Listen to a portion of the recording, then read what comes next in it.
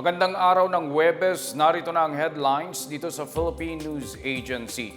Pinamamadali na ni Pangulong Ferdinand R. Marcos Jr. ang pagpapatupad ng mga plano para sa modernisasyon ng industriya ng niyog sa bansa. Inihayag ito ng Pangulo sa pagdiriwang ng ika-50 anibersaryo ng Philippine Coconut Authority. Ang ulat mula kay Stephanie Sevillano. Nais ni Pangulong Ferdinand R. Marcos Jr. na mas paigtingin ang implementasyon ng Coconut Farmers and Industry Development Plan. Sa pangunguna ng Philippine Coconut Authority o PCA, nais ng Pangulo na mapabilis pa ang modernisasyon sa industriya ng niyog. Kiti Marcos, makatutulong ang programa para matugunan ang pangailangan ng mga magnaniyog sa bansa. Posible rin ani ang maging daan nito upang mayangat pa ang kanilang uri ng pamumuhay at kabuhayan. Bukod dito ay natasan din ng Pangulo ang PCA na bumuo ng konkretong plano para sa rehabilitasyon ng naturang industriya. Kabilang naman sa isinusulong ngayon ang panukalang Coconut Planting and Replanting Project. Sa ilalim nito, target na makapagtanim ng 100 milyong puno mula 2023 hanggang 2028. Katumbas ito ng 20 hanggang 25 milyong puno kada taon. Kaugnay nito, inirekomenda ng PCA ang paglalabas ng isang memorandum circular na hihikayat sa mga kinauukulang ahensya na magbigay ng suporta. Sa huli, binigyang diin ng punong ehekutibo ang kahalagahan ng ugnayan sa pagitan ng bawat leader ng iba't ibang ahensya para mas mapagtibay ang kabuuang plano para sa naturang sektor. Para sa PNA Headlines, ako si Stephanie Sevillano. Tiniyak ng pamahalaan ang patuloy na suporta sa vulnerable sector sa gitna ng patuloy na pagtaas sa presyo ng mga bilihin. Ayon kay Socio-Economic Planning Secretary Arsenio Balisacan, nakatuon ang gobyerno sa pagbibigay ng mga targeted na ayuda sa mga mahihirap na pamilya. Kabilang dito ang Digital Food Stamp Program ng Department of Social Welfare and Development na inilunsad noong Biyernes. Layunin nitong solusyonan ang patuloy na problema ng kakulangan sa pagkain, malnutrisyon at mababang kita sa pamamagitan ng pagbibigay ng buwanang tulong sa pagkain na nagkakahalaga ng 3,000 piso. Magbibigay rin ang ahensya ng 10,000 pisong cash subsidy sa 78,000 magsasakan na nasa listahan ng Pantawid Pamilyang Pilipino Program. Bukod dito, inaasahan na makakatanggap ang mga magsasaka ng tigli 5,000 piso bilang tulong sa kanilang gastusin sa produksyon habang inilulunsad naman ng Land Transportation Franchising and Regulatory Board o LTFRB ang pagbibigay ng fuel subsidies sa mahigit 74,000 pampasaherong sasakyan. Itinakda naman ng National Food Authority Council ang bagong presyo ng palay kaya tumaas ang presyo ng dry palay mula 19 pesos patungong 23 pesos at ang presyo ng basang palay mula 16 pesos patungong 19 pesos. Dagdag ni Balisacan, minomonitor ng gobyerno ang kalagayan ng supply at demand lalo na ng mga pangunahing kalakal upang mabigyan ng naangkop at maagang rekomendasyon ang Pangulo at gabinete nito.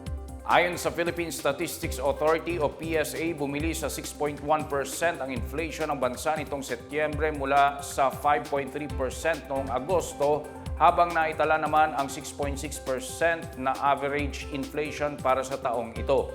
Pangunahing dulot ng mas mataas na inflation ang presyo ng pagkain na umakyat sa 10% noong nakaraang buwan mula sa 8.2% nitong Agosto. Naiulat din ang mas mataas na inflation sa bigas, karne, prutas at mais. Samantala, mas mabagal na pag-akyat ng presyo naman ang naitala sa isda, gulay, asukal, itlog, produkto ng gatas, tinapay at iba pang mga cereal. Nagsampa na ng disqualification petitions ang COMELEC Task Force Anti-EPAL laban sa 60 kandidato sa barangay at sangguniang kabataan elections. Nakatanggap na ang Task Force Anti-EPAL na mahigit 4,600 show cause order laban sa mga kandidatong inireklamo ng premature campaigning. Mahigit 700 dito ang may sagot na mula sa mga sangkot na kandidato. Ayon kay Task Force Anti-EPAL Chief at COMELEC Region 8 Director Nick Mendros, Target nilang makakuha ng desisyon sa mga kandidatong may paglabag bago ang halalan sa Oktubre at 30. Maliban dito, magsasampa naman ang task force kontra bigay ng disqualification laban sa 10 kandidato na inakusang sangkot sa vote buying. Samantala, inilagay sa red category ng election areas of concern ang 242 barangay bago ang barangay and sangguniang kabataan elections. Ayon sa COMELEC, pinakamarami ang nasa Bangsamoro Autonomous Region in Muslim Mindanao na umabot sa 147. Ito ang mga lugar na may mahigpit na tunggalian sa pagitan ng mga kandidato at posibleng ilagay sa kontrol ng COMELEC sakaling magkaroon ng banta sa seguridad. Nakapagtala rin ang COMELEC ng 7 election-related incident noong Miyerkules. Kabilang dito ang ilang kaso ng pamamaril at kidnapping sa mga bayan ng San Jose at Libon sa Albay, Malabang, Piagapo at Sagyaran sa Lanao del Sur, Taal sa Batangas, Baleno sa Masbate at Baloi sa Lanao del Norte. Bumagal at humina si Bagyong Jenny habang papalabas ito ng Philippine Area of Responsibility. Ayon sa Pag-asa, ito ay matapos maglandfall ang bagyo sa Pingtung County sa Taiwan ngayong umaga. Huling namataan ang bagyo 180 kilometers sa hilagang kanluran ng Itbayat, Batanes. May lakas itong 155 kilometers per hour at bugso ng hangin hanggang 190 kilometers per hour at kumikilos ito pakanluran ng napakabagal. Nakataas pa rin ang Tropical Cyclone Wind Signal number 3 sa hilagang bahagi ng Batanes at Signal number 2 sa natitirang bahagi ng lalawigan.